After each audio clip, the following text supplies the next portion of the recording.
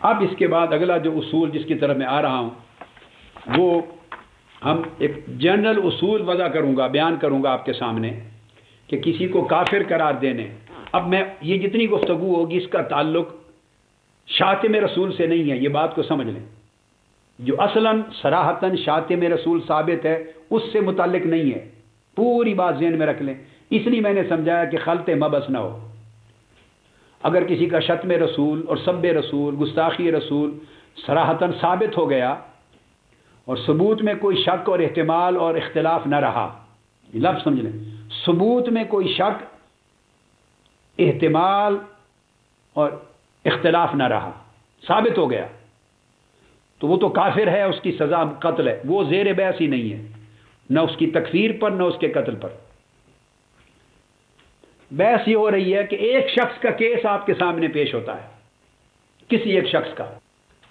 اس نے کچھ کلمات کہے. اب آپ وہ ایک عالم کے طور پہ وہ کلمات آپ کے سامنے آ گئے، سارے آپ نے جمع کر لیے، جو بعد میں ہم انشاءاللہ پڑھیں گے لفظاً لفظاً سارے،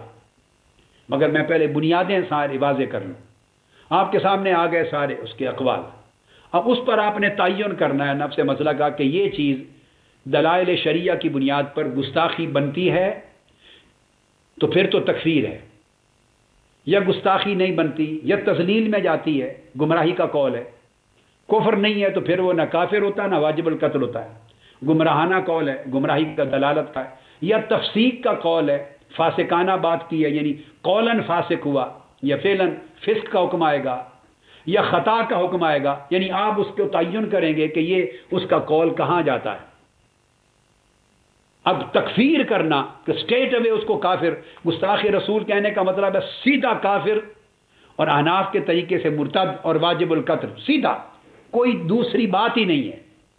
جس کو آپ نے کہہ دیا کہ یہ بھی گستاخ ہے اپنے ان اقوال یا اس قول اور کلمات کی وجہ سے، تو جب گستاخ رسول کہہ دیا تو اس کا معنی سمجھیں. آپ یہ کہہ رہے ہیں کہ یہ بھی کافر ہو گیا، مرتد ہو گیا، واجب القتل ہو گیا. نہ اس کی جان کا تحفظ رہا، نہ اس کا ایمان، نہ اس کا اسلام، نہ اس کا جنازہ، نہ اس کا توبہ نہیں کی، نہ جنازہ، نہ مسلمانوں کے قبرستان میں دفن. آپ یہ قول کر رہے ہیں. اب اتنا بڑا قول کرنے سے پہلے ہمارے ائمہ نے کیا اصول دیا کہ کیا احتیاط ہونی چاہیے، کیونکہ جب ثابت ہو جائے گا تو اس کے بعد تو احتیاط ختم ہو گئی. سمجھے، جب ثابت ہو گیا اس کا اہانت رسول کا مرتکب ہونا، سب رسول، شتم رسول، گستاخ رسول ہونا ثابت ہو گیا، تو پھر تو اس کے بعد تحقیق مزید نہیں رہی، وہ کافر ہو گیا، مرتد ہو گیا، واجب القتل ہو گیا. اب تو حد لگے گی. یہ ساری تحقیق اس ثابت ہونے سے قبل کی ہے کہ ثبوت کس طرح کیا جائے، ثابت کرنے کے طریقے کیا ہیں، احتیاط کیا برتی جائے. کیسے جس چیز پر اعتماد ہو، جیسے بس جو ذہن میں ذوق آئے، مزاج آئے، رجحان آئے، عوام چاہیں بس جیسے طبیعت اور سیاست کا ہے بس دھڑا دھڑ لگا دیا کفر کا فتویٰ، یا کوئی احتیاط، کوئی ضابطہ، کوئی اصول بھی ہے. وہ قول آپ کو بیان کرتا ہوں ائمہ کے کہ کسی کی تکفیر کی نوبت کے لیے، باقی تدلیل الگ چیز ہے، کسی کو دال کہیں، کسی کو فاسق کہہ لیں، کسی کو خاطی کہہ لیں، کسی کے قول کو مکروہ کہہ لیں، غلط کہیں، ناپسند، جو چاہیں کہیں، مگر جب کافر کہا، ایک مسلمان کافر ہو گیا اور سب رسول کی مناسبت سے تو سیدھا خارج از دین ہو گیا، کافر، مرتد، واجب القتل. لہذا ایسی تکفیر اس کے باب میں جو بندے کو اسلام سے، دین سے خارج کر دے، اس کو کفر اکبر کہتے ہیں. ایک عملی چیزیں ہوتی ہیں جن کو کفر کہا گیا، وہ کفر اصغر بھی ہے، یہ کفر اکبر ہوتا ہے جو اس کو ملت اسلامیہ سے خارج کر دیتا ہے. اس کے لیے آئیے دیکھیے کہ کیا اصول اور کیا قواعد ہیں. امام ابن حزم الاندلسی، اب میں نے جو قول دے رہا ہوں آپ کو، وہ زیادہ تر ان ائمہ کے جو زمانے ہیں اس زمانے کی ترجیح کے ساتھ، اس کی ترتیب زمانی کے ساتھ میں دے رہا ہوں اقوال. امام ابن حزم الاندلسی نے بیان کیا اپنی کتاب الفصل فی الملل والاہواء والنحل، اس کے صفحہ 138 جلد 3 پہ وہ بیان کرتے ہیں. میں اب اس کو، وہ کہتے ہیں کہ اب تکفیر کی میں بحث پر اصولی بحث سمجھا رہا ہوں، اصولی کہ تکفیر کے قواعد کیا ہیں، اور اس سے آپ کے کئی عقدے کھلیں گے، پوری زندگی کا ایک علمی طرز عمل واضح ہوگا. وہ کہتے ہیں کہ حق بات یہ ہے، حق هو ان كل من ثبت له عقد الاسلام، یعنی جس شخص کا مسلمان ہونا پہلے ثابت ہے، فإنه لا يزول عنه إلا بنص أو إجماع وإما بالدعوى والافتراء فلا. پہلا قاعدہ بیان کیا کہ جو مسلمان ہے تو اس کے اسلام کو زائل کرنے کے لیے اس پر نص شرعی چاہیے یا اجماع قطعی چاہیے. کیونکہ اسلام اس کا ثابت تھا، اب آپ اس پہ جب تکفیر کر رہے ہیں، کافر کہہ رہے ہیں، تو گویا اسلام زائل کر رہے ہیں اس سے. تو ثابت شدہ چیز اسلام کو زائل کرنے کے لیے اس سے اسی درجے کی دلیل چاہیے، اور وہ نص قطعی یا اجماع قطعی، نص صریح یا اجماع قطعی. اور وہ کہتے ہیں کہ اسلام کسی سے زائل کرنے اور کسی کو کافر قرار دینے کا عمل صرف دعویٰ یا افتراء سے اسلام زائل نہیں ہو سکتا. ایک بندہ یا 10 بندے اگر دعویٰ کر دیں کہ یہ کافر ہو گیا ہے تو اس سے اس کا اسلام زائل نہیں ہوتا، یا اس پر افتراء کر دیں، اس کے قول کا غلط معنی پہنا کر الزام لگا دیں تو اس الزام سے اس کا کافر ہونا ثابت نہیں ہوتا، اسلام زائل نہیں ہوتا. اب امام قاضی ابو بکر الباقلانی یہ امام عقیدہ ہیں. اب ان کا قول لیں. امام سبکی اپنے الفتاوی میں لکھتے ہیں، جلد 2 صفحہ 578 یہی چیز. وہ کہتے ہیں کہ کوئی شخص محض کسی قول یا رائے کی بنا پر کافر نہیں ہو جاتا. پہلا قول تو میں نے امام ابن حزم کا دیا جو جلد 3 صفحہ 138 کا الفصل فی الملل والاہواء والنحل ہے، وہ الفصل کا تھا. اب قاضی ابو بکر الباقلانی کا قول دے رہا ہوں جس کو امام سبکی نے الفتاوی میں لیا. وہ یہ کہ کوئی شخص کسی قول یا رائے سے کافر نہیں ہو جاتا جب تک تمام مسلمان اہل علم کا اس بات پر تمام کا اجماع نہ ہو جائے کہ یہ قول اور رائے یا یہ جو بات کہی ہے اس سے کسی کا کافر ہو جانا یقینی ہے. کافر ہی کہہ سکتا ہے جب اس بات پر اجماع ہو جائے سب کا اور اختلاف نہ رہے کہ جو یہ قول کہے گا وہ کافر ہو جائے گا، اس کے کفر میں کوئی شک اور اختلاف نہ رہے، تو تب جا کے اس کے بارے میں تکفیر کا قول ہوگا. اسی طرح امام ابن عبد البر نے اپنی کتاب التمہید لما فی الموطا من المعانی والاسانید، امام ابن عبد البر کی کتاب ہے التمہید، اس کی جلد 17 صفحہ 21 اور 22 پر لکھا ہے فالواجب فی النظر ان لا یکفر الا من اتفق الجمیع علی تکفیرہ وقام علی تکفیرہ دلیل لا مدفع له من کتاب و سنہ. فرماتے ہیں کہ یہ واجب ہے، اس بات کا یہ لازم اور امر واجب ہے کہ کسی شخص کو کافر قرار نہیں دیا جائے گا اس وقت تک جب تک کہ اتفق الجمیع علی تکفیرہ. اب جمیع سے مراد عام سیاسی مذہبی جماعتیں نہیں ہیں، الف بے جیم بھی نہ پڑے ہوئے لیڈر نہیں ہیں، مولوی تنظیمیں جماعتیں یا سٹیجوں پر نکل کے جلوس نکالنے والے نہیں ہیں، پھر تو کباڑہ ہی ہو گیا دین کا بھی فقہ کا. یہ کل علماء اس دور کے مفتیان، امت کے کل اس دور کے صاحبان افتاء جو محقق، سنجیدہ، مصنف، معتبر ثقہ علماء ہیں سارے جب تک وہ سارے اس بات پر متفق نہ ہو جائیں، ان جمیع سارے کے ساروں کا اجماع نہ ہو جائے کہ اس کی تکفیر واجب ہو گئی، یہ کافر ہو گیا، تب تکفیر ہوگی. یا اس کی تکفیر پر کتاب اور سنت کی ایسی صریح دلیل قائم ہو جائے کہ جس کو رد ہی نہ کیا جا سکے، رد کا کوئی احتمال نہ ہو، کوئی احتمال رد کا نہ ہو، تب اس کی تکفیر ہوگی. ورنہ تکفیر نہیں، پھر آپ نیچے جو چاہیں تدلیل کی طرف جائیں، چیک کریں بنتی ہے یا نہیں بنتی، تفسیق کی طرف جائیں بنتی ہے یا نہیں بنتی، جیسے چاہیں خطا کی طرف جائیں، پھر باقی درجے ہوں گے. اب امام غزالی رحمۃ اللہ تعالی علیہ. میں نے آپ کو بتایا کہ ابھی میں جس ترتیب سے چلوں بس اس وقت اس بات کو سمجھیں. جب ٹائم آئے گا میں اس موضوع کی طرف آؤں گا. میں اپنے مقدمات کو ترتیب کے ساتھ لے کے چل رہا ہوں. آپ جو مابعد بحثیں ہونی ہیں اس کو اس وقت اگر آپ ذہن میں رکھیں گے تو میرا وقت بھی ضائع ہوگا، آپ کا بھی، آپ کی سمجھ میں کچھ نہیں آئے گا. ہر چیز آ جائے گی اپنے ٹائم پر. جب مقدمات سارے سمجھ میں ہو جائیں گے پھر اصل مسئلہ ہر چیز کھول کے رکھیں گے سامنے. اب امام غزالی رحمۃ اللہ تعالی علیہ فرماتے ہیں، آپ فرماتے ہیں کہ حاصل کلام یہ ہے، آپ کتاب الاقتصاد فی الاعتقاد صفحہ 223 224 فرماتے ہیں حاصل کلام یہ ہے کہ ممکنہ حد تک تکفیر سے احتراز کیا جائے. کسی کو کافر قرار دینے سے اس کے قول پر ہر ممکن حد تک اجتناب کریں. چونکہ فرماتے ہیں میدان جنگ میں 1000 کافر کو اگر زندہ چھوڑ دیا جائے، 1000 کفار کو میدان جنگ میں،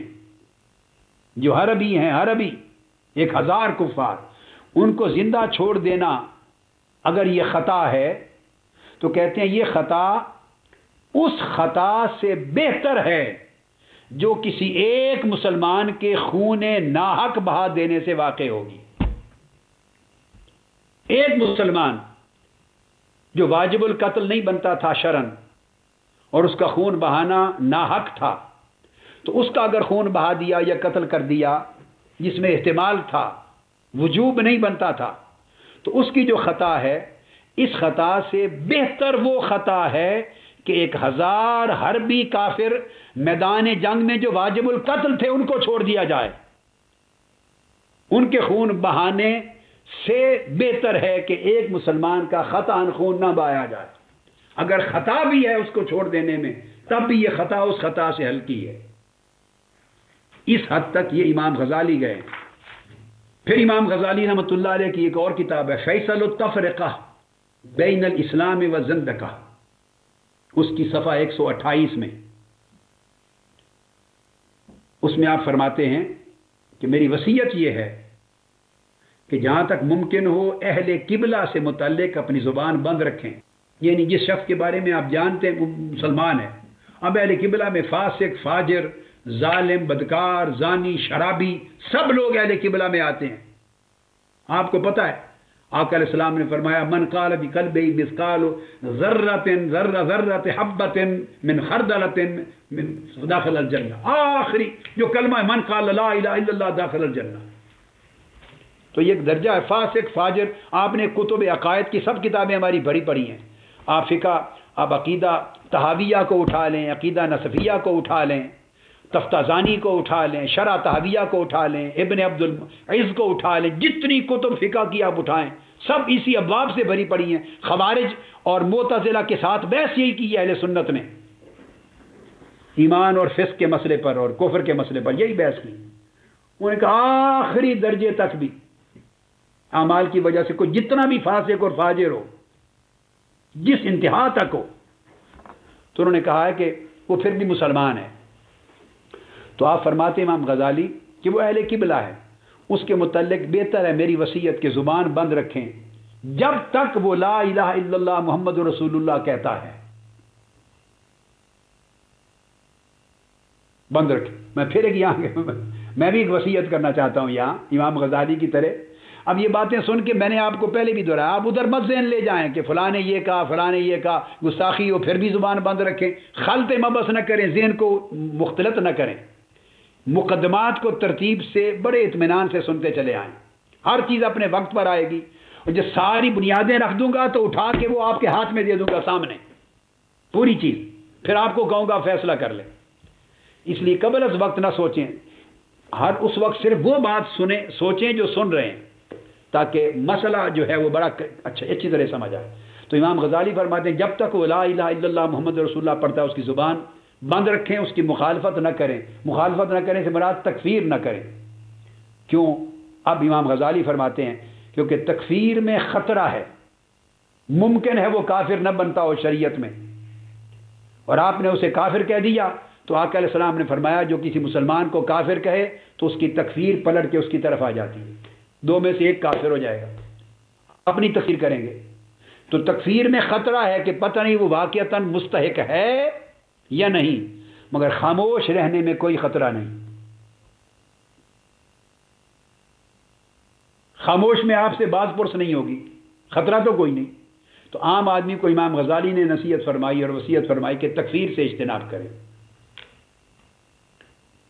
پھر علامہ ابن الوزیر الیمانی انہوں نے ایک بڑی مبسوط کتاب لکھی ہے، تو اس میں وہ بیان کرتے ہیں، وہ کہتے ہیں کہ اثار الحق علی الخلق فی رد خلافات، بے شک جن کے کفر کے بارے میں اختلاف ہو، ان فی الحکم بتکفیر المختلف فی کفرہم مفسدۃ بینہ، جس شخص کے کفر میں اختلاف ہو جائے کہ یہ کافر بنتا ہے یا نہیں بنتا، جس کی تکفیر پر اختلاف ہو جائے، فرمایا اس پر حکم تکفیر لگانے میں نیرا فساد ہے اور یہ خلاف احتیاط ہے۔ تکفیر اس وقت کریں جب کوئی اختلاف اور احتمال نہ بچے، اور اگر اختلاف ہو تو فرمایا تب بھی تکفیر کرنے میں فساد ہے۔ اور پھر فرماتے ہیں کہ بے شک عفو درگزر کرنا، نظر انداز کر دینا، اگر اس میں خطا کر رہے ہیں کہ نظر انداز کرنا بھی خطا ہے اگر، تو کہنا فرماتے ہیں کہ یہ خطا اس کو سزا دینے میں خطا سے بہتر ہے۔ اس کو کافر کہنے میں اگر خطا ہے تو اس سے درگزر کر دینے والی خطا بہتر ہے۔ اب امام زرکشی بیان فرماتے ہیں، تحفۃ المحتاج فی شرح المنہاج جلد 9 صفحہ 88، امام زرکشی، ابن حجر الہیتمی نے یہ اپنی کتاب میں بیان کیا، امام ابن حجر نے امام زرکشی کا قول، فرماتے ہیں کہ اس طرح متوجہ ہونا چاہیے کہ اس شخص سے احتیاط برتی جائے۔ امام ابن حجر فرما رہے ہیں امام زرکشی کا قول، اس شخص سے بچا جائے جو تکفیر میں عجلت کرتا ہے۔ ایسے مولویوں سے، ایسے دینی رہنماؤں سے بچیں، ان سے اجتناب کریں جو تکفیر کے اطلاق میں عجلت کرتے ہیں۔ یہ امام ابن حجر نے بیان فرمایا۔ اب یہ جتنے میں کوٹ کر رہا ہوں یہ سب گستاخان رسول تھے،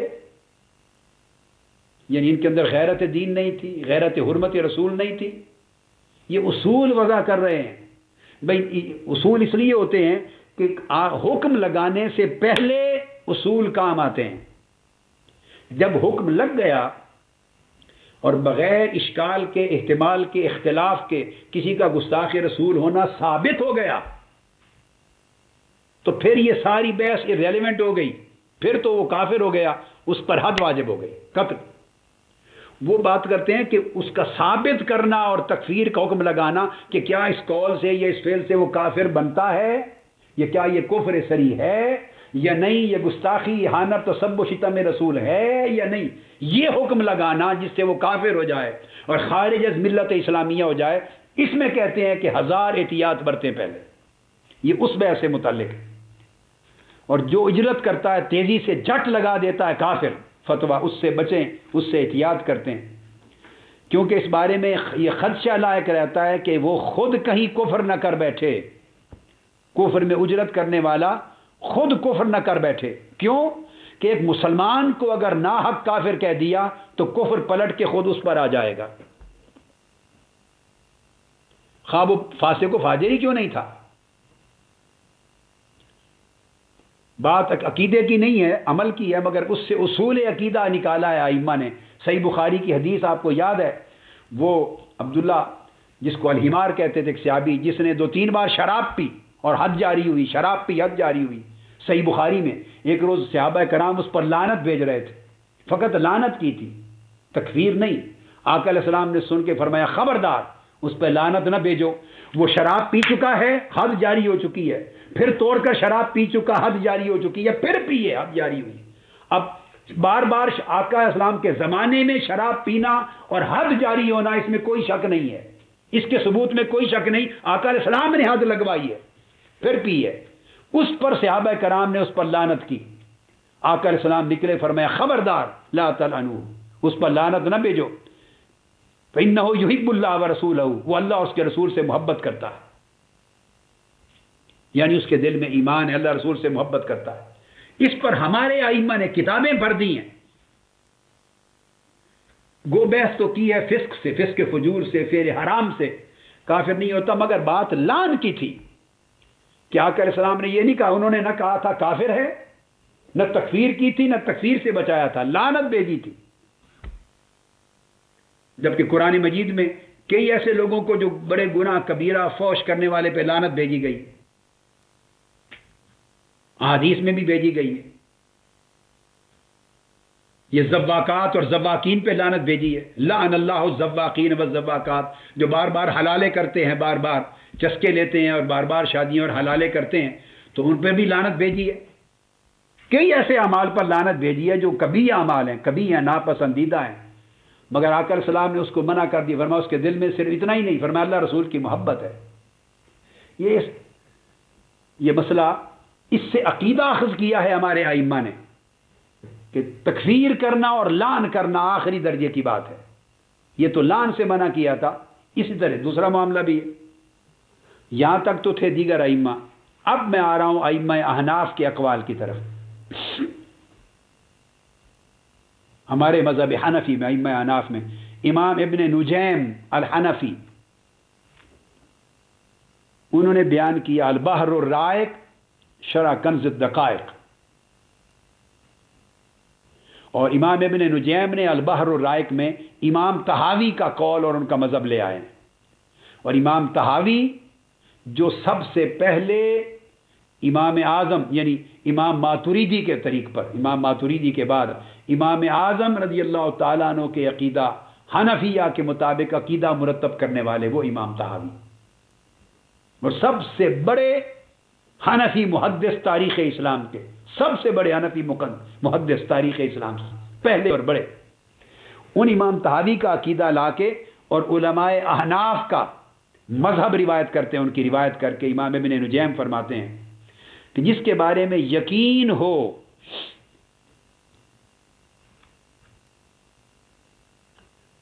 کہ وہ مرتد ہے،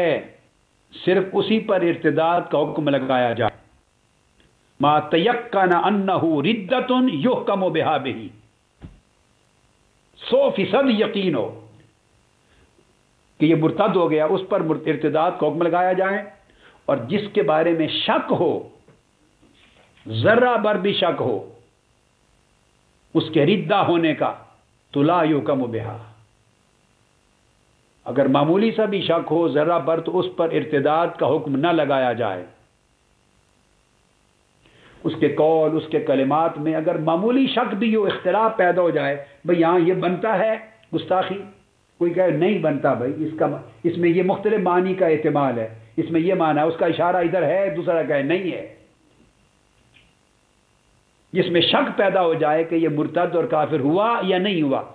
تو امام ابن نجیم الحنفی اور امام طحاوی کا قول، احناف کا مذہب یہ ہے اس پر حکم ارتداد کا اور کفر کا نہ لگایا جائے، کیونکہ فرماتے ہیں الاسلام اذ الاسلام ثابت لا یزول بالشک، کہ اسلام ثابت ہے اور شک کے ذریعے کبھی وہ زائل نہیں ہوتا۔ اور پھر امام ابن نجیم فرماتے ہیں وَيَنبَغِي لِلْعَالِمِ اِذَا رُفِعَ إِلَيْهِ هَذَا أَنْ لَا يُبَادِرَ بِتَكْفِيرِ أَهْلِ الْإِسْلَامِ، عالم اور مفتی پر واجب ہے کہ جب ایسا مسئلہ اس کے سامنے آئے تو وہ مسلمانوں کی تکفیر میں جلد بازی نہ کرے، انہیں کافر قرار دینے، مرتد قرار دینے میں جلدی نہ کرے، احتیاط اور تاخیر اور تأمل اور تفکر کرے۔ اب امام ابن نجیم دوبارہ اسی صفحہ 134 پر پھر لکھتے ہیں وجہ، بیٹے وہ کاغذ بھی تھے، اب آپ دوبارہ لکھتے ہیں، یعنی آپ انداز، اور یہ جو ابن نجیم حنفی کا یہ قول ہے البحر الرائق کا، اسی کو جامع الفصولین میں بھی بیان کیا گیا، اسی کو امام طحاوی نے بھی بیان کیا تھا جو میں نے آپ کو پہلے کوٹ کر کے بتایا۔ فرمایا کہ وَمَا يَشُكُّ أَنَّهُ رِدَّةٌ لَا يُحْكَمُ بِهَا إِذَا الْإِسْلَامُ الثَّابِتُ لَا يَزُولُ بِشَكٍّ مَا أَنَّ الْإِسْلَامَ يَعْلُو وَيَنبَغِي لِلْعَالِمِ إِذَا رُفِعَ إِلَيْهِ هَذَا أَنْ لَا يُبَادِرَ بِتَكْفِيرِ أَهْلِ الْإِسْلَامِ مَا أَنَّهُ يَقْضِي بِصِحَّةِ الْإِسْلَامِ الْمُكْرَهِ، اور پھر فرماتے ہیں آگے بیان کر کے فَإِنَّهُ قَدْ ذُكِرَ فِي بَعْضِهَا، بے شمار فیما نقل میں نے مسائل بیان کیے، فَإِنَّهُ قَدْ ذُكِرَ فِي بَعْضِهَا أَنَّهُ كَافَرَ مَا أَنَّهُ لَا يَكْفُرُ عَلَى قِيَاسٍ هَذِهِ الْمُقَدِّمَةِ۔ وہ فرماتے ہیں کہ جب کوئی مسئلہ ایسا کہ معمولی سا بھی شک آ جائے، اختلاف اگر پیدا ہو جائے تو اس کو شک کہتے ہیں، دو اہل علم کا اختلاف ہو جائے، 4-5 کا آپس میں باہمی اختلاف ہو جائے، احتمال کی وجہ سے تو شک آ گیا، فرمایا اگر شک آ جائے تو اسلام کو زائل نہ کریں، تکفیر نہ کریں، اس لیے کہ اسلام کا پہلو غالب رہے گا، اور مفتی اور عالم کی طرف یہ مسئلہ جائے تو وہ تکفیر میں کبھی جلدی نہ کرے۔ باوجود اس کے آپ فرماتے ہیں کہ آپ کو معلوم نہیں کہ اگر کوئی جبرن اور مکرہ اسلام کا کلمہ پڑھ لیتا ہے تلوار کے سائے کے نیچے تو اس کا بھی قبول کیا جائے گا۔ وہ صحیح بخاری کی حدیث، جس نے میدان جنگ میں تلوار کے نیچے کلمہ پڑھ لیا تھا اور صحابی نے مار دیا، تو فرمایا قیامت کے دن کیا جواب دو گے؟ اس نے کہا تھا اس نے تلوار کے خوف سے پڑھا تھا۔ آقا علیہ السلام نے فرمایا تم نے اس کا دل چیر کے دیکھ لیا؟ بار بار پوچھا تھا آقا علیہ السلام۔ وہ اس کی طرف اشارہ کر رہے ہیں کہ اگر کسی نے کسی موت کے ڈر سے کلمہ پڑھ لیا تو وہ بھی قبول ہے اس کا صحت اسلام، اسلام یہاں تک جاتا ہے۔ اور پھر فرماتے ہیں کہ میں نے اقوال بیان کیے، انہیں کہا بے شمار آپ کو اقوال اور کلمات لوگوں کے ایسے ملیں گے ہماری کتب فقہ میں، فَإِنَّهُ قَدْ ذُكِرَ فِي بَعْضِهَا أَنَّهُ كَافَرَ، جب اس پہ حکم پر آئیں گے تو کئی فقہا کہیں گے کہ وہ کافر ہو گیا۔ مَا أَنَّهُ لَا يَكْفُرُ، یہ امام ابن نجیم کی عبارت پڑھ رہا ہوں آپ کو، البحر الرائق شرح کنز الدقائق جلد 13 صفحہ 487، اور عام مطبوعہ کتب میں جلد 5 صفحہ 134، یہ شروع کے ساتھ ہیں الگ۔ فرماتے ہیں کہ آپ کو بے شمار کتب فقہ اور عقیدہ میں ایسے قول اور کلمات ملیں گے کہ قد ذکر فی بعضها انه کافر ما انه لا یکفر، ایک ہی سطر پہ لکھا ملے گا کہ فلاں فلاں فقہا نے کہا وہ کافر ہو گیا، فلاں نے کہا نہیں کافر نہیں ہوا۔ تو فرمایا جب ایک ہی قول پر 2 قول مل رہے ہیں، حکم مل رہے ہیں، کوئی کہہ رہا ہے کافر ہو گیا، کوئی کہہ رہا ہے نہیں ہو رہا، تو فرمایا شک پیدا ہو گیا، لہذا اس کی تکفیر نہ کی جائے۔ اور پھر آپ فرماتے ہیں آگے اسی طرح، آگے امام ابن نجیم البحر الرائق میں، اور اسی طرح امام یوسف بن احمد الخوارزمی الفتاوی الصغریٰ میں آگے بیان کرتے ہیں، جلد 5 صفحہ 134 البحر الرائق کا، اور فتاوی صغریٰ میں فرماتے ہیں الکفر شیء عظیم فلا اجعل المؤمن کافرا متى وجدت روایۃ انه لا یکفر۔ ہمارے ائمہ انا فرماتے ہیں کہ لوگوں کسی پر کفر کا حکم کرنا شیء عظیم ہے، بہت بڑا امر ہے۔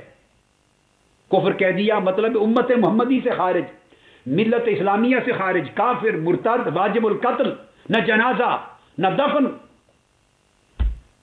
اتنا بڑا حکم لگانا۔ فرماتے ہیں کہ خود اب امام ابن نجیم فرماتے ہیں اور امام خوارزمی فرماتے ہیں کہ فلا اجعل المؤمن کافرا، میں کسی ایسے کلمہ پڑھنے والے مسلمان مومن کو کافر نہیں کروں گا۔ کب؟ متا وجدت روایتا انه لا یکفر، اگر ایک روایت اور قول بھی مجھے مل جائے کہ وہ کافر نہیں ہوا تو اس ایک روایت پر بھی اعتماد کر لوں گا اور تکفیر نہیں کروں گا، ایک روایت پر بھی اعتماد کر لوں گا اور تکفیر سے بچوں گا۔ اسی طرح امام ابن نجیم حنفی نے پھر البحر الرائق شرح کنز الدقائق جلد 5 صفحہ 134 میں اگلی بات بیان کی ہے، اور وہ فرماتے ہیں، اور یہ خلاصۃ الفتاوی میں بھی بیان ہے، وہ فرماتے ہیں فی الخلاصہ، کہ خلاصہ اور جامع الاصغر میں بھی آیا ہے۔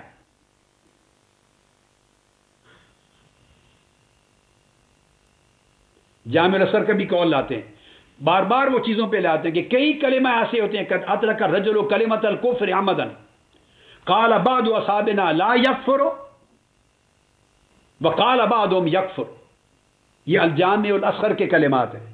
کہ کسی ایک شخص نے کلمہ کہا، کلمہ کفر، میں آگے اس کی بھی وضاحت کروں گا، ایک کلمہ کہا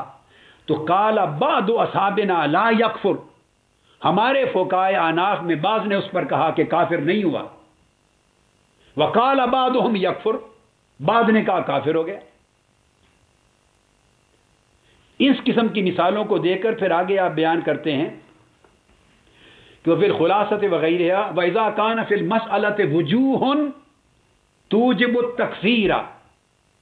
وَوَجْهٌ وَاحِدٌ يَمْنَعُ التَّكْفِيرَ. فرماتے ہیں اگر ایک مسئلہ یا قول کسی کا کلمات ایک کیس آپ کے سامنے آئے جس میں بہت سے اسباب اور وجوہ اور دلائل وجوہ ایسے ہوں جو توجب التکفیر جو اس کے کافر ہونے کو واجب کرتے ہیں، بہت سی وجوہ بہت سی ایسی ہیں جو اس پر کفر کو واجب کرتی ہیں، لیکن وَوَجْهٌ وَاحِدٌ يَمْنَعُ التَّكْفِيرَ، اور ایک وجہ صرف ایک دلیل اور وجہ سبب ایسا بھی ہے جو تکفیر کو منع کرتی ہے، تکفیر سے روکتی ہے. آگے امام ابن نجیم فرماتے ہیں اور صاحب الخلاصہ فرماتے ہیں فعلی المفتی ان یمیل الی الوجہ الذی یمنع التکفیر تحسینا للظن بالمسلم. فرمایا کہ مفتی پر واجب یہ ہے کہ وہ صرف ایک وجہ جو اس کے کافر ہونے سے روکتی ہے اس کو اپنائے اور کافر کفر کو واجب کرنے والی بے شمار وجوہ کو چھوڑ دے. کثیر وجوہ جن سے وجوب کفر ہوتا ہے چھوڑ دے، اور ایک وجہ یا دلیل یا سبب جس سے وہ کفر کے فتوے سے بچتا ہے اس کو اپنا لے. اس میں حسن ظن ہے. اور پھر آپ فرماتے ہیں وفی التتار خانیہ، فتاوی تتار خانیہ میں ہے لا یکفر بالمحتمل لا یکفر بالمحتمل لأن الكفر نہایت فی العقوبہ فیستدعی نہایت فی الجنایہ ومال احتمال لا نہایہ. فرماتے ہیں کہ اگر کوئی کلام کسی کا یا قول ایسا ہو جس میں کئی معنی کا احتمال ہو، کلام محتمل ہو، کئی معنی کا احتمال ہو، تو فتاوی تاتار خانیہ میں ہے کہ اس صورت میں لا یکفر وہ شخص کافر نہیں ہوگا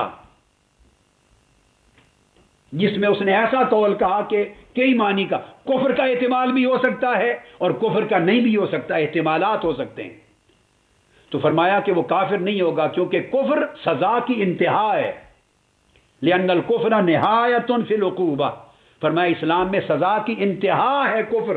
چونکہ مسلمان تھا، کفر کیا تو مرتد ہو گیا اور انتہا قتل ہے، انتہائی سزا. فرمایا لہذا اس کی انتہائی سزا کے لیے اس کے جرم کا بھی انتہائی طریق پر ثابت ہو جانا لازم ہے، انتہائی طریق پر. اور انتہائی طریق سے مطلب یہ ہے کہ نہ کوئی شک رہے، نہ کوئی احتمال رہے، نہ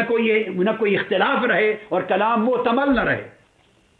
اور فرمایا کہ اگر احتمال آ جائے ومال احتمال لا نہایہ، اگر احتمال آ جائے. اب دیکھو نا یہ بحث کرتے ہیں جی وہ اس سے فلاں نے یہ کہا فلاں نے یہ کہا، اس سے یہ پتہ چلتا ہے. دوسرا کہنے والا کہہ رہا ہے بھی اس سے یہ پتہ نہیں چلتا. اگر آپ 100 آدمیوں کے سامنے رکھ دیں اور 100 اہل علم ہو، علماء کے سامنے رکھ دیں اور سب سنجیدہ اہل علم ہو، گلی کوچوں کے تماشا باز لوگ نہ ہوں، سنجیدہ اہل علم ہو کہا اساتذہ، ان کے سامنے رکھ دیں، 100 میں 50 ممکن ہے یہ کہیں گے کہ اس سے احتمال کفر کا پیدا ہوتا ہے، 50 کہیں گے ہرگز پیدا نہیں ہوتا.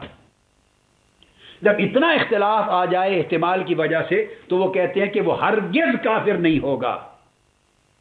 اس کی تکفیر نہیں کر سکتی، جائز نہیں. یہ احناف کے ائمہ کی ساری آراء اور ان کے حوالہ جات دی ہے میں نے. اور پھر اسی طرح وہ کہتے ہیں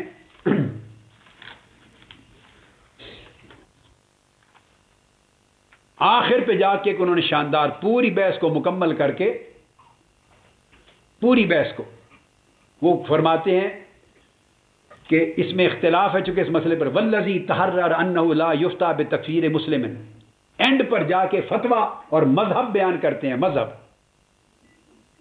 امام ابن نجیم بھی اور صاحب الخلاصہ بھی اور صاحب امام خوارزمی بھی صاحب الفتاوی الصغر، تمام ائمہ فقہا اینڈ پر ہر ایک نے اسی ایک عبارت کو فقہ کی ہر کتاب میں نقل کر دی. علامہ ابن عابدین شامی تک تمام نے عبارت نقل کر دی. وہ فرماتے ہیں کہ مذہب خلاصہ مذہب یہ ہے کہ انہ لا یفتیٰ بتکفیر مسلم، کسی ایسے مسلمان کی تکفیر پر فتویٰ نہیں دیا جائے گا امکن حمل کلامہ علی محمل حسن، اگر اس کے کلام کو کفر کے غیر کے معنی پر، یعنی صحیح معنی پر جس سے کفر ثابت نہیں ہوتا، اس پر محمول کرنے کا امکان بھی اگر ہو تو وہ کافر نہیں ہوگا. آپ اندازہ کر لیں. میں وہ ابھی آپ کو وہ کال نہیں دکھاؤں گا، اس کے بعد میں گستاخی کیا ہے، گستاخی رسول براہ راست اس کی تعریف پر آؤں گا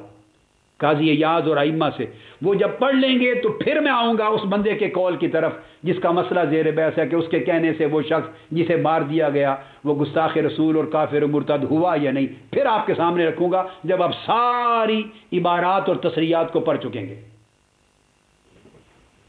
ممکن ہے آپ کا ذہن ابھی بن رہا ہو،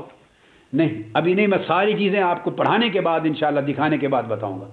تو یہ ائمہ احناف کا قول ہے. آپ سوچئے یہ گلی کوچوں کو دین لے کے آ جانا کہاں کی شرافت اور دیانت ہے، کہاں کی غلامی رسول اور عشق رسول ہے.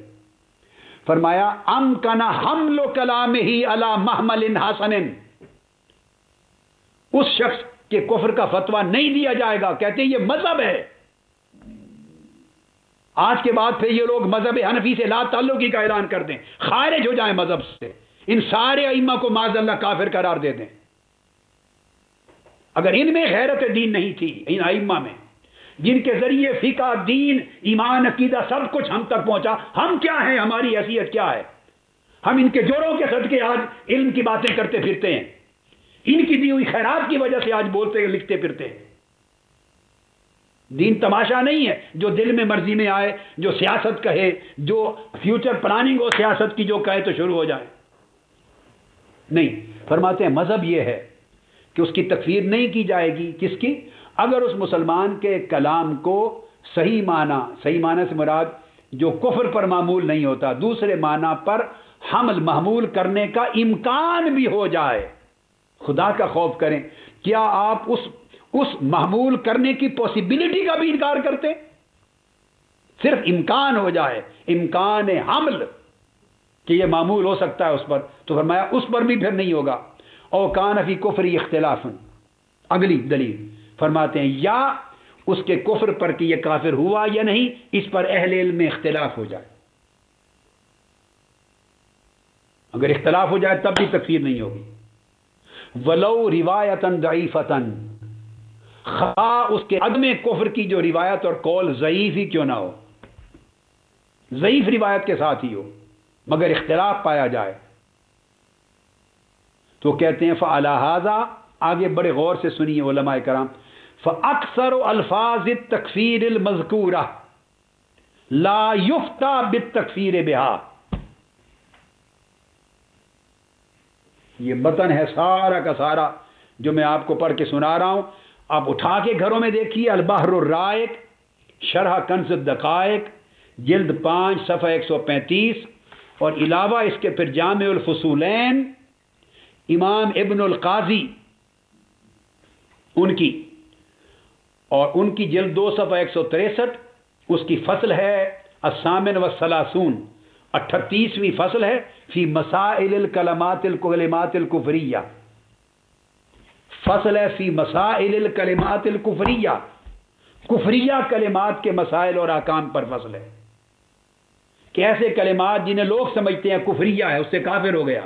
اس کے احکام کیا ہیں. یہ بحث ہی اسی پر آئی ہے. یعنی ایسے کو میں کھینچ طول کر کے نہیں آیا، یہ میرا طریقہ نہیں ہے زندگی بھر کا، معاذ اللہ. کئیوں کے ہوتے ہوں گے، میں نے پوری زندگی میں یہ نہیں کیا کہ ایسے کئی اور بحث سے ہو تو اٹھا کے ادھر جڑ دیا اور وہاں کی بات لا تعلق کو ادھر جڑ دی. نہیں، انہوں نے فصل یہ قائم کیا کہ کلمات کفریہ بعض اوقات لوگوں سے صادر ہوتے ہیں تو اس پر حکم کیا ہوگا شریعت کا.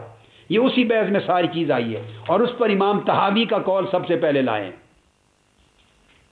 امام طحاوی کا. اور وہ کہتے ہیں کہ روت طحاوی و اصحاب انه لا يخرج الرجل من الايمان الا جحود ما ادخله فيه ثم ما يتيقن بانه ردة يحكم بها له وما يشك بانه ردة لا يحكم به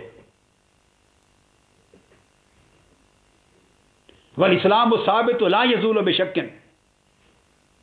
یہ ساری بحث کو کر کے ان تمام کتب میں تو اینڈ پر وہ جو لائے ہیں وہ میں کال آپ کو جو بتا رہا تھا، یا انہوں نے پورا مذہب دیا ہے. وہ فرماتے ہیں کہ اگر کفر میں غیر کفر کے معنی پر محمول کرنے کا احتمال اور امکان ہو تب بھی تکفیر نہیں ہوگی، اس کے کفر پر اہل علم فقہا میں اختلاف ہو جائے تب بھی تکفیر نہیں ہوگی، خواہ روایت ضعیف ہی کیوں نہ ہو عدم کفر کی، اس کو قبول کیا جائے گا۔ اور اب آخری جملہ جس پر انہوں نے بالکل فائنل ججمنٹ دے دی ہے وہ یہ فرماتے ہیں فعلی ھذا، اس اصول کے تحت فاکثر الفاظ التکفیر المذکورہ، فرماتے ہیں جو اکثر الفاظ جو تکفیر کے سمجھے جاتے ہیں المذکورہ، ان کا تفصیل انہوں نے بیان کی ہیں، کئی مثالیں دی ہیں، چونکہ کلمات کفریہ کی فصل تھی تو اکثر الفاظ جن پر تکفیر کی جاتی ہے، جنہیں کلمات کفریہ سمجھا جاتا ہے، وہ فرماتے ہیں لا یفتیٰ بالتکفیر بہا، ان میں سے اکثر الفاظ اور کلمات جو کفریہ کہے جاتے سمجھے جاتے ہیں ان پر تکفیر نہیں کی جائے گی، کیونکہ اکثر الفاظ اور کلمات وہ ہیں جن میں احتمالات ہوتے ہیں مختلف معنی میں، جن کے اختلاف ہوتے ہیں، خواہ بروایت ضعیفہ ہو، جن میں کئی اور معنی پر محمول کرنے کے امکانات ہوتے ہیں، تکفیر لا یفتیٰ بالتکفیر بہا۔ اور آگے اینڈ پر لکھتے ہیں وَلَقَدْ أَلْزَمْتُ نَفْسِي أَنْ لَا أُفْتِجَ بِشَيْءٍ مِّنْهَا، اور فرماتے ہیں اس وجہ سے میں نے ہمیشہ التزام کیا ہے اور اپنے اوپر واجب کیا ہے کہ میں ان میں سے کسی کلمہ پر بھی کفر کا فتویٰ نہ دوں۔ وَلَقَدْ أَلْزَمْتُ نَفْسِي أَنْ لَا أُفْتِجَ بِشَيْءٍ مِّنْهَا، انہی دلائل کی بنا پر میں نے اپنے اوپر لازم کیا ہے، امام فرماتے ہیں کل ائمہ جنہوں نے امام طحاوی سے لے کر امام ابن نجیم اور امام خارزمی تک کہ لازم کیا ہے کہ میں اس وجہ سے ان میں سے اکثر جو کلمات ہیں کفریہ ان کی وجہ سے کفر کا فتویٰ نہیں دیتا، تو اس کے اسباب بیان کر دیے انہوں نے۔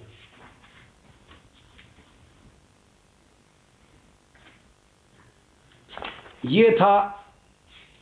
اب اسی طرح کے میں باقی ان اقوال کو چھوڑتا ہوں بے شمار، چونکہ اس پہ علامہ شوکانی کے بھی اسی طرح کے آگے اقوال ہیں بڑی تفصیل کے ساتھ۔ پھر شیخ عبد الرحمن الجزیری نے مذاہب اربعہ کے اندر پورے مذاہب اربعہ کے اقوال دیے ہیں، اور خاص طور پہ انہوں نے مذہب حنفی کا ذکر کیا ہے۔ علامہ عبد الرحمن الجزیری الفقہ علی المذاہب الاربعہ جلد 4 صفحہ 229، اور وہ کہتے ہیں کہ احناف محققین نے اس امر کی صراحت کی، حنفیہ نے، احناف نے سب سے پہلا جملہ انہوں نے یہ دیا ہے فالمحققون من الحنفیۃ صرحوا بانه لا يجوز تکفیر المسلم الا اذا لم يمكن تعویل کلامه، فرماتے ہیں کہ محققین حنفیہ نے اس امر کی صراحت کی ہے کہ جہاں تک کسی شخص کے قول کی تعویل ممکن ہو، کسی بھی شخص کے قول کی اگر تعویل ممکن ہو، یعنی اسے کسی دوسرے معنی پر محمول کیا جا سکے، احتمال موجود ہو، تعویل غیر کفر کی ہو سکے، تو فرمایا ممکن ہو تو ایسے کلمہ کو کہنے والے شخص کو کافر قرار نہیں دیا جائے گا، اور اسے کافر قرار دینا جائز نہیں، لا یجوز ہو۔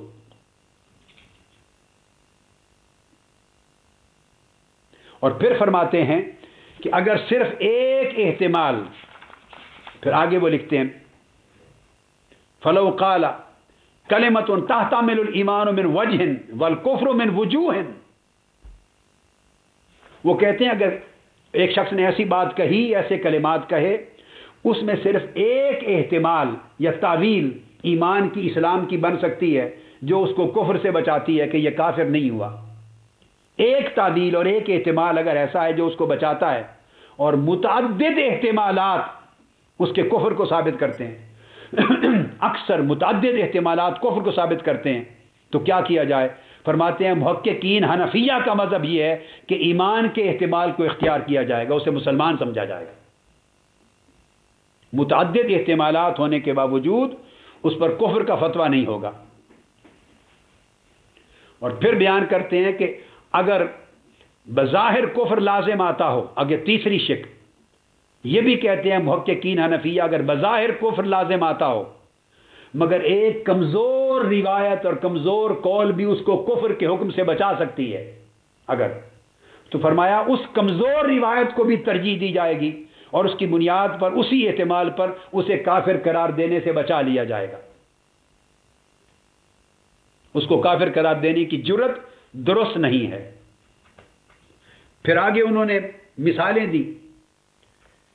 انہوں نے مثال دی فقہائے احناف کی کہ مثلا اگر کسی شخص نے، مثال سن لیجئے، کسی شخص نے اشتعال میں آ کر قرآن مجید کو نوچ لیا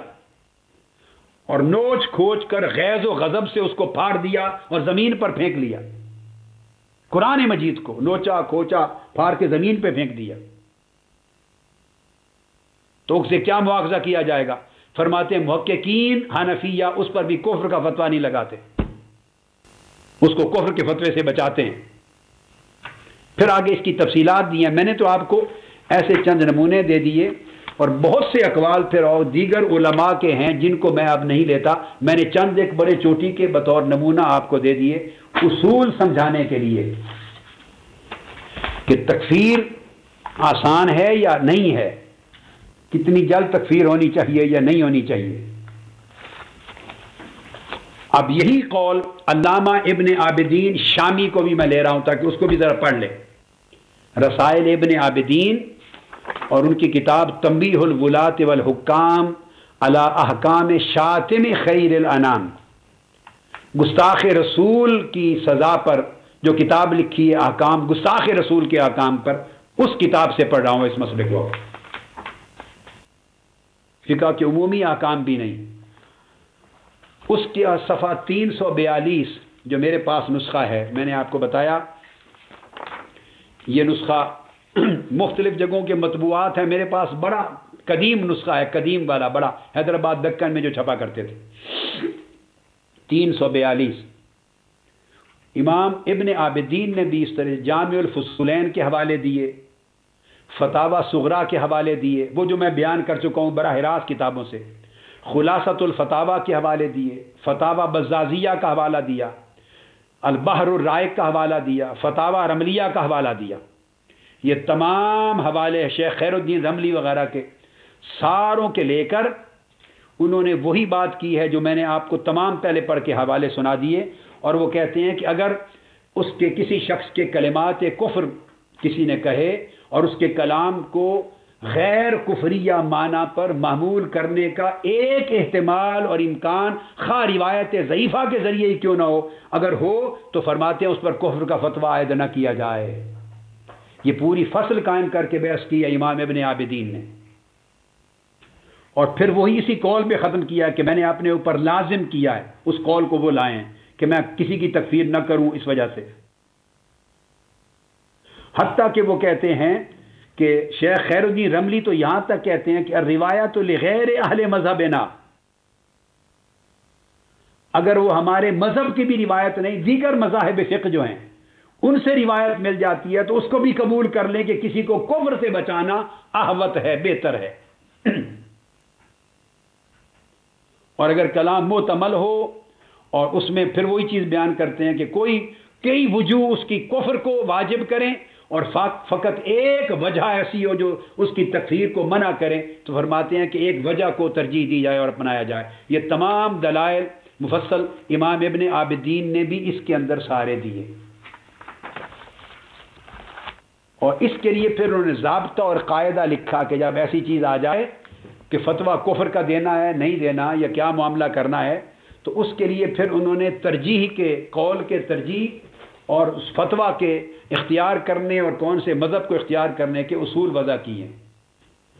پھر وہ بھی میں آگے کسی موقع پر انشاءاللہ آپ کو بتاؤں گا جب اختلاف مذاہب آتا ہے. لیکن چلو چونکہ اب میں براہ راست آگے گستاخی کی تعریف کے موضوع پر آ رہا ہوں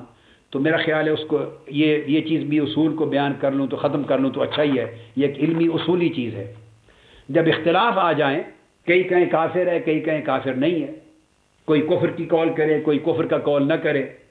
تعویلات دیں، کوئی مختلف احتمال یہ بیان کرے کوئی دوسرا بیان کرے، جب ایسے اختلاف مذہب میں آ جائے، اقوال میں آ جائے، تو امام ابن عابدین شامی نے صفحہ 344 پر اور 345 پر قواعد بیان کیے ہیں تنبیہ الولاۃ والحکام میں علی احکام شاتم خیر الانام. یعنی یہ ذہن میں رکھ لیں کہ یہ ساری بحثیں گستاخ رسول کے حکم کے اوپر لکھی گئی کتاب کی ہیں. تو فرماتے ہیں اگر ایسے اختلاف آ جائیں تو سب سے پہلے یہ دیکھا جائے کہ امام اعظم کے مذہب کے ساتھ، امام اعظم کے قول کے ساتھ اگر صاحبین میں سے کوئی ایک ہو تو اسے اپنا لیا جائے، یعنی خواہ شیخین کا قول بن جائے خواہ طرفین کا قول بن جائے، یعنی امام اعظم کے ساتھ امام ابو یوسف ہو تو شیخین ہو اپنا لیا جائے، یا امام اعظم کے ساتھ امام محمد ہو تو پھر اس کو طرفین کہیں گے اپنا لیا جائے، احد الصاحبین آ جائے تو اپنا لیں، اور اگر تینوں کے تینوں ایک پر متفق ہوں تو عدول جائز ہی نہیں ہے،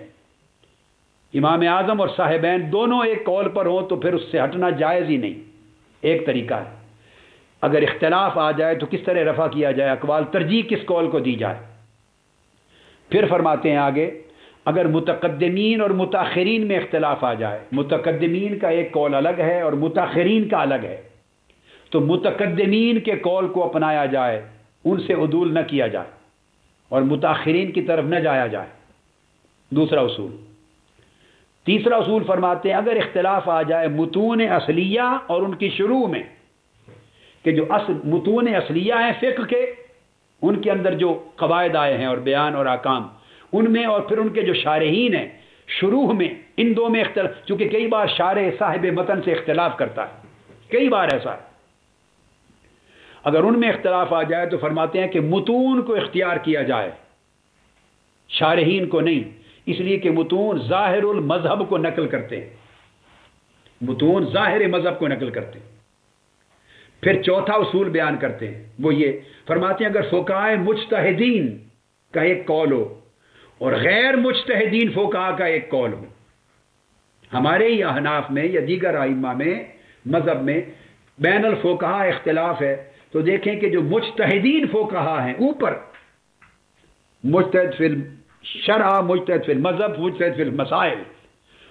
مجتہد فقہاء جو اقوال ہیں ان کو اختیار کیا جائے، اور جو غیر مجتہدین ہیں فقہاء ان کے اقوال کو ترک کر دیا جائے، ان کو ترجیح نہ دی جائے۔ اور یہاں آج کا عالم یہ ہے کہ مجتہدین غیر مجتہدین تو کیا، یہ جو جاہلین عامیین اور حاکین ہیں اور حاتبین، وہ زور دے رہے ہیں کہ ہماری بات کو مانا جائے، علم کا تو جنازہ نکال دیا ہے۔ اب پانچواں اصول سمجھیں، بڑا اہم۔ اب امام ابن عابدین شامی نے پانچواں اصول یہ دیا، فرماتے ہیں اگر کسی کے کفر کے اوپر اور ارتداد ہے کہ اس قول سے یہ کافر ہو گیا، یہ مرتد ہو گیا، واجب القتل ہے یا نہیں ہے، اس طرح کا اختلاف جب آ جائے تو پھر آپ پانچواں اصول دیتے ہیں، سن لیں صفحہ نمبر 344 پر، فرمایا کہ پھر اس قول کو اختیار کریں جس میں کسی کی جان و مال کی حفاظت ہوتی ہو، اس قول کو مقدم رکھا جائے۔ اگر دو قول مل جائیں الگ الگ تو جس قول میں کسی کی جان کی حفاظت ہوتی ہو یا مال کی، اس قول کو مقدم رکھا جائے، اور جو قول قتل کے وجوب پر دلالت کرتا ہو اس کو ترک کر دیا جائے، اور جو قول قتل سے بچاتا ہے کسی کو، یعنی کفر سے اور قتل سے بچاتا ہے، اس قول کو اپنا لیا جائے۔ اب آپ اندازہ کر لیں، اس لیے فرماتے ہیں کہ آگے امام ابن عابدین شامی بڑی ایک عجیب مثال دی ہے، شاندار، اسی صفحہ 344 پر، تنبیہ الولاۃ والحکام والحکام، فرماتے ہیں کہ ان امر الدم میں خطر و عظیم، اس لیے کہ کسی کا خون لے لینا، جان مار دینا، قتل کافر قرار دینا، پھر اس کے قتل کا واجب القتل کہنا اور قتل کر دینا اتنا بڑا امر ہے کہ آپ نے فرمایا حتی لو فاتح الامام حصنا او بلدتا وعلم ان فيها مسلما لا يحل له قتل احد من اهلها لاحتمال ان يكون المقتول هو المسلم۔ وہ کہتے ہیں کہ اتنا بڑا حکم ہے کسی کی جان بچانے کا جو مسلمان تھا، اس کی جان بچانے کا، کہ اگر مسلمان فوج، حکمران، بادشاہ غیر مسلموں کا، کافروں کا قلعہ فتح کر لیں یا کوئی شہر فتح کر لیں دوران محاربہ، دوران حرب،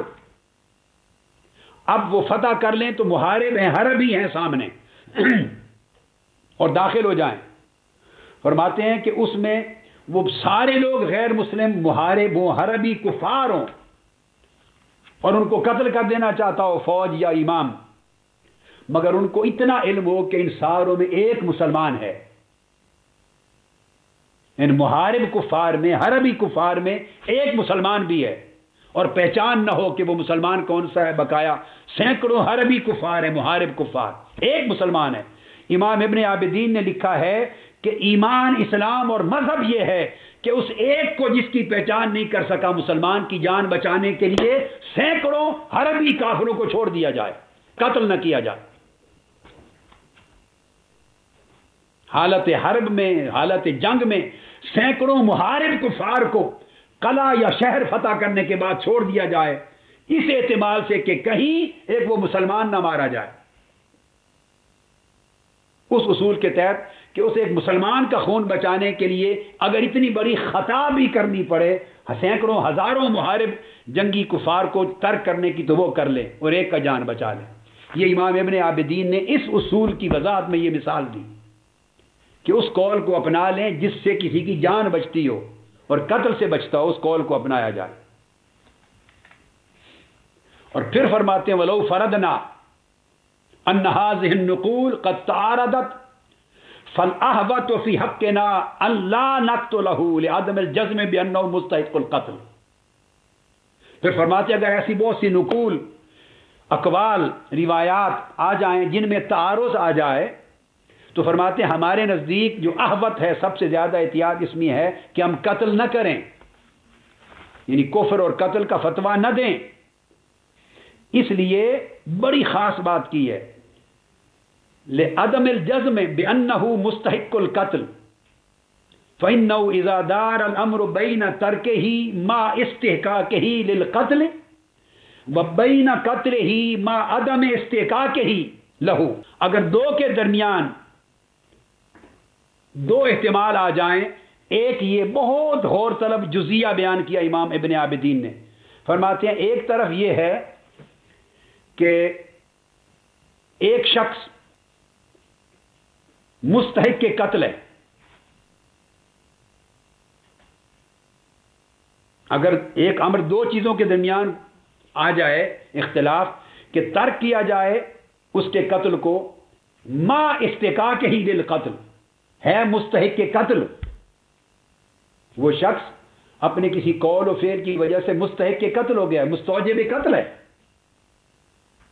مگر دو اقوال مضطرب آ گئے ہیں، ان کے درمیان اختلاف آ گیا، ایک قول اور حکم اور فتویٰ یا قول یا احتمال یہ ہے کہ قتل نہ کریں، مستحق کے قتل ثابت ہو رہا ہے تو عدم جزم پیدا ہو گئی ہے، اس میں تیقن کی صورت نہیں رہی، اور ایک یہ ہے کہ ترک کر دیں اس کا قتل کرنا مستحق کے قتل ہونے کے باوجود، ایک طرف یہ صورت ہو اور ایک طرف یہ ہے کہ کسی کو قتل کر دینا غیر مستحق کے قتل ہونے کے باوجود، یعنی ایک شخص ایسے کو قتل کرنا جو بالجزم اور بالیقین مستحق کے قتل نہ تھا، اس کو قتل کرنا ایک صورت، اور دوسری طرف ایک شخص جو بالجزم مستحق کے قتل تھا، واجب القتل تھا، مگر کسی احتمال سے اس کے قتل کو ترک کر دینا، فتویٰ نہ دینا قتل کا، ایک طرف یہ صورت ہو اور ایک طرف یہ صورت ہو کہ جو مستحق کے قتل نہ تھا اس کو قتل کرنا، تو انہوں نے فرمایا کہ جو مستحق کے قتل تھا اس کے قتل کو ترک کر دینا، اس میں احتیاط زیادہ ہے، اس کو اپنا لیا جائے، کہیں غلط احتمال کی وجہ سے غیر مستحق کے قتل مارا نہ جائے۔ یہ امام ابن عابدین نے مثال قائم کر کے کہ امر دو اقوال کے درمیان آ جائے تو کیا کریں، تو کہتے ہیں کہ پھر ایک شخص مستحق کے قتل ہے تو اس کا ترک کر دینا قتل سے یہ، اور ایک مستحق کے قتل نہیں اور اس کو قتل کر دینا، فرمایا اس کی بجائے اس شخص کو چھوڑ دیا جائے قتل کرنے سے، اور کفر طاقت کے فتوے سے جو مستحق تو ہے مگر اس کا ترک کر دینے کی خطا اس خطا سے زیادہ بڑی ہے۔ فرماتے ہیں ہمارا مذہب یہ ہے، اس لیے پھر آگے فرماتے ہیں کہ قاضی ایاز نے بھی شفا میں لکھا، اس لیے کہ 1000 کافر کو جو واجب القتل تھے ان کے قتل کو ترک کر دینے کی خطا، قال فی الشفا والخطا فی ترک 1000 کافر احون من الخطاء فی سقط من دم مسلم واحد.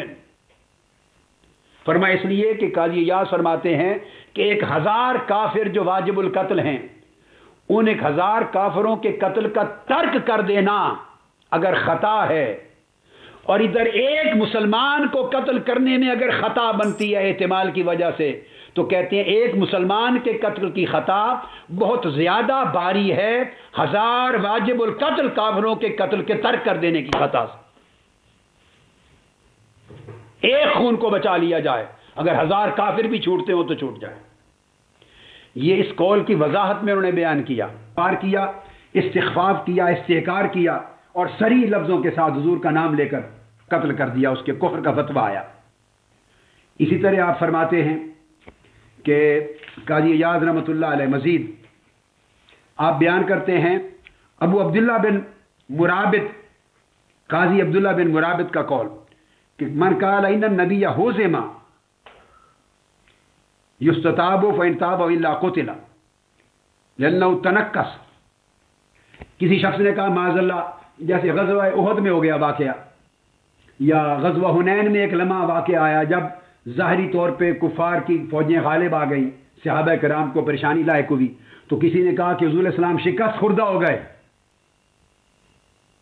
اور اس طرح کے کلمات گستاخی کے کہ آقا علیہ السلام کی شان اقدس میں اور ذات اقدس میں نقص نکالا اور شکست خوردہ وغیرہ کے کلمات کہے. انہوں نے کہا یہ آقا علیہ السلام کا نام لے کر یہ کہا کافر ہو گیا، یہ گستاخی ہے. اسی طرح حبیب بن ابی القروی روایت کرتے ہیں امام مالک کا قول ان من قال فی صلی اللہ علیہ وسلم ما فی نقص، جو آقا علیہ السلام کا ذکر کرے، نام کرے اور اس میں کوئی نقص نکالے، حضور کی ذات میں تو ایسا تھا معاذ اللہ، یہ عادت اچھی نہیں تھی ان کی، یہ طریقہ ان کا مجھے پسند نہیں، اچھا نہیں تھا معاذ اللہ،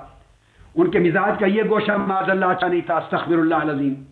ان کی عادات یہ ٹھیک نہیں تھی، ذات کا ذکر کر کے نقص نکالے. فرمایا وہ شخص مرتد ہوگا، گستاخ ہوگا، اس کی سزا قتل ہوگی. تو پھر وہ بیان کرتے ہیں آگے، پھر قاعدہ دے، اتنی ساری مثالیں دے کر پھر ایک قاعدہ بیان کرتے ہیں. قاضی ایاز رحمۃ اللہ علیہ امام ابن تاب کا ان کا قاعدہ دے کر وہ بیان کرتے ہیں کہ قاعدہ یہ ہے شریعت میں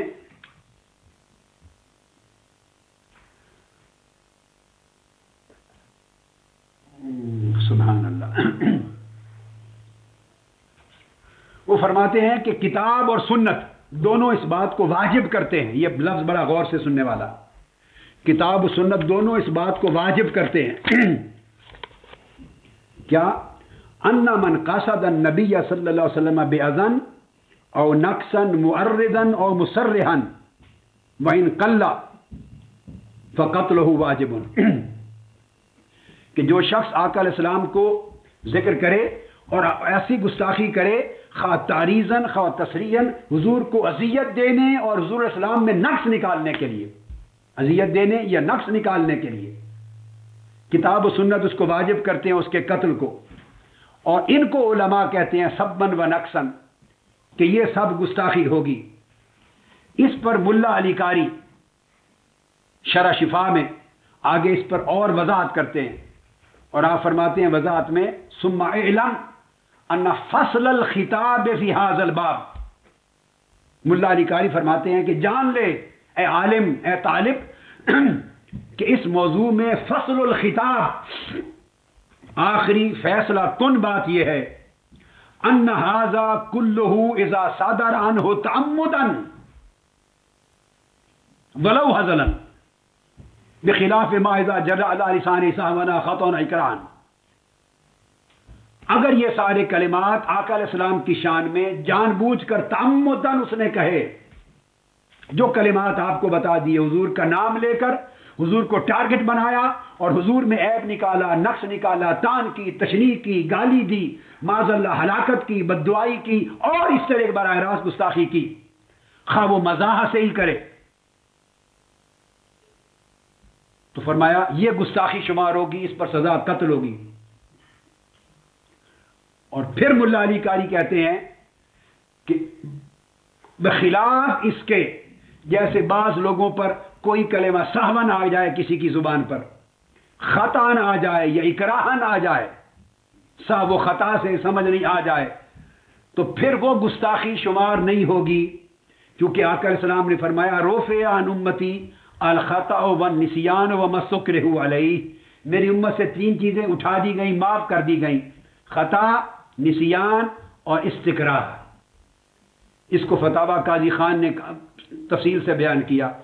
تو وہ فرماتے ہیں کہ اگر مزاح میں بھی کہے مگر قصدن کہے، اور قصد گستاخی کہو آقا علیہ السلام کا، اور گستاخی ان کلمات یا اس کے اشباہ و امثال کے ساتھ ہو، حضور کے ذکر کے ساتھ، تو وہ پھر بنتی ہے۔ یہ حکم دے کر ملا علی قاری پھر آخری ایک مثال دیتے ہیں، اس فصل کی آخری مثال، اور وہ کہتے ہیں کذالک اقول، میں اسی طرح یہ بھی کہتا ہوں، حکم من غامسہ، ملا حضرت قاضی ایاز پھر آخر پہ کنکلوڈ کرتے ہیں کہ کس جیسے کلمات اور اشباہ و امثال سے گستاخی ہوتی ہے۔ کچھ مثالیں اور ہیں جو میں آگے آپ کو بتاؤں گا، دوں گا، تو گستاخی ہوتی ہے۔ وہ فرماتے ہیں اگر آقا علیہ السلام کا اس نے حضور کے اندر عیب نکالا، اور ایرہ برعایت الغنم، یا آقا علیہ السلام کو چرواہا حضور کو آر دلانے کے لیے، شان کو کم کرنے کے لیے معاذ اللہ حکارت کی نیت سے چرواہا کہا، اس لیے کہ ملا علی قاری اور علامہ خواجی اور سب کہتے ہیں کہ آقا علیہ السلام نے بکریاں چرائیں، سب انبیاء نے چرائیں،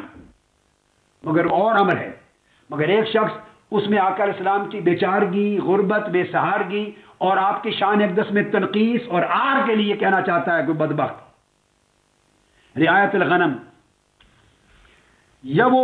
جان بوجھ کر یا حضور کی طرف صاحب منسوب کرے کہ حضور تو بھولتے رہتے تھے معاذ اللہ، باتیں بھول جاتے تھے، وہی بھول جاتے تھے، تو اس طرح صاحب منسوب کرے، یا نسیان منسوب کرے اس طرح کہ یا خطا کر بیٹھتے تھے یا نسیان کر بیٹھتے تھے، حالانکہ وہ کہتے ہیں کہ بکریاں بھی چرائیں آقا علیہ السلام نے،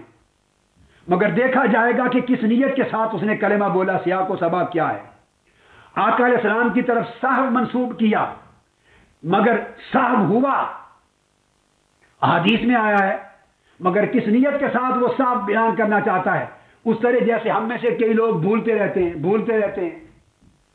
اور اس سے گویا سکاہت مجروح کرنا مقصود ہوتی ہے کہ قابل اعتماد نہیں ہے، یہ کیا، یہ تو بھولتا رہتا ہے آدمی، نیت یہ ہے، یا نسیان، یا معاذ اللہ نسیان حافظے کی کمزوری منسوب کرنا چاہتا ہے تاکہ قرآن کی سکاہت اور اعتماد مجروح ہو جائے، احکام شریعت مجروح ہو جائیں، آقا علیہ السلام کی اپنی ذات پاک کی سکاہت اور اعتماد مجروح ہو جائے، اس نیت سے نسیان منسوب کرتا رہتا ہے، ورنہ آقا نے فرمایا میں بھولتا نہیں ہوں، بھلایا جاتا ہوں۔ اب سحر یا جادو منسوب کیا کہ حضور علیہ السلام تو جادو زدہ تھے معاذ اللہ، حالانکہ آقا علیہ السلام پر جادو کیا گیا اور اس کی رد میں معوذتین نازل ہوئی۔ اب یہ ان تمام چیزوں کو لے آئے ہیں جو واقعات ہوئے،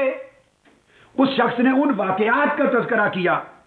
تو فرمایا دیکھا جائے گا کہ وہ سارے واقعات اگر آقا علیہ السلام کو اذیت دینے کے لیے، تنقیص شان کے لیے، سب و شتم کے لیے، استحقار کے لیے، استخفاف کے لیے، بالواسطہ بلا واسطہ، اشارتاً تشبیہاً تعریضاً تلویحاً تصریحاً، کسی بھی شکل میں اس کا ٹارگٹ حضور علیہ السلام کی شان اقدس، آپ کی علو مرتبت، آپ کی عظمت اور آپ کی جو شان ہے اس کو گھٹانا ہے اس بے ایمان کا اگر، تو فرمایا حالانکہ یہ سارے واقعہ لشکر کی شکست کا واقعہ بھی ہوا، احد کا، حنین کا، اس کا بھی ذکر میں لایا ہے، جرابی ہوئی، چہرہ مبارک زخمی بھی ہوا، دانت مبارک بھی ٹوٹے، تو فرماتے ہیں کہ اس طرح کے واقعات جو ہوئے اگر ان کو بھی استحقاراً بیان کرے گا، استخفافاً بیان کرے گا، تنقیصاً بیان کرے گا، عیباً اور عاراً بیان کرے گا وہ شخص حضور علیہ السلام کی، اور پھر مگر یہ کہے بالمیل الی نسائہ، یہ کہے کہ حضور علیہ السلام کو عورتوں کا شوق تھا، اپنی بیویوں کا بہت شوق تھا، معاذ اللہ استغفر اللہ العظیم، حالانکہ آقا علیہ السلام نے حضرت عائشہ صدیقہ سے اپنی محبت کا اظہار کیا اور فرمایا کہ عائشہ میرے یہ سرید کی طرح ہے، محبت کا اظہار فرمایا، خدیجہ الکبریٰ رضی اللہ تعالیٰ عنہ کا تو میلان قلبی کا اظہار فرمایا، تو دیکھا جائے گا کہ وہ میلان قلبی کی وہ طبی بات کر رہا ہے یا اس میل کو شہوت کی طرف منسوب کر رہا ہے، جیسے عام لوگوں میں عوارض بشریہ کے طور پر میلان ہوتا ہے عورتوں کا، تو فرماتے ہیں کہ اگر وہ تنقیص کے لیے، تان شان نبی میں تان کے لیے نقص کے لیے، عیب کے لیے، گستاخی کے ارادے سے، خواہ اشارتاً، کنایتاً، تشبیہاً، تصریحاً، تلویحاً، کسی بھی شکل میں بل واسطہ بلا واسطہ اگر ایسے کلمات استعمال کرے اور ایسا ارادہ کرے نقص کا حضور کی شان میں، تو فرمایا کہ سزا اس کی القتل ہے، وہ مرتد ہوگا، کافر ہو جائے گا اور واجب القتل ہوگا۔ یہ قاضی عیاض رحمۃ اللہ علیہ نے پوری فصل بیان کی ہے گستاخی کی تعریف کرنے میں، گستاخی کو سمجھانے میں پوری تفصیلات کے ساتھ، اور اس میں آپ نے دیکھا کہ ہر جگہ جو بنیادی شرط ہے وہ آقا علیہ السلام کا ذکر پاک ہے، خواہ وہ کسی کی طور پہ آئے حضور کی ذات کا ذکر کر لے، نسب کا کر لے، صفات کا کر لے، اخلاق کا کر لے، حضور کی سنت کہہ کے اس میں تنقیص نکالے میں نہیں مانتا، حضور کی شریعت خراب ہے معاذ اللہ، ظلم ہے، ناانصافی ہے، انسانی حقوق کے خلاف ہے، تب ایسا کوئی بکواس کر دے، قرآن کو کہہ دے کہ انسانی حقوق کے خلاف ہے، عدل و انصاف کے خلاف ہے، حضور نے اگر فرمایا بھی ہے معاذ اللہ تب بھی عدل کے خلاف ہے، انسانی حقوق کے خلاف ہے، تو بھاڑ میں جائے تمہارے انسانی حقوق، بھاڑ میں جائے تمہارا عدل۔ اگر تم حضور کے قول کو انسانی حقوق کے خلاف سمجھو تو حضور انسانی حقوق ہو نہیں سکتے جو آقا علیہ السلام کے عطا کردہ قول سے بہتر ہو۔ تو حضور کی سنت و شریعت اور قرآن کو حضور کی ذات کو تان کرے،